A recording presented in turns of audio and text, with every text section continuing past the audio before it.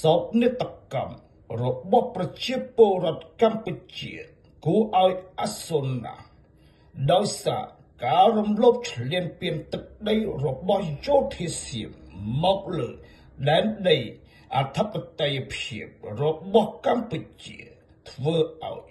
ផ្ទះសម្បែងរបស់ប្រជាពលរដ្ឋជាច្រើនខ្នង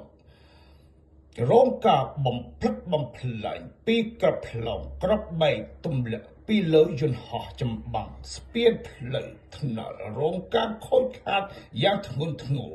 បណ្ដាលឲ្យប្រជាពលរដ្ឋស៊ីវិលស្លូតត្រង់ស្លាប់និងរបួសជាច្រើនអ្នកនិងប្រជាពលរដ្ឋភាសាជាច្រើនអ្នក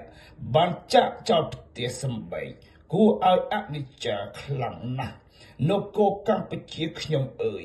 ពិភពលោកដឹងហើយឮហើយ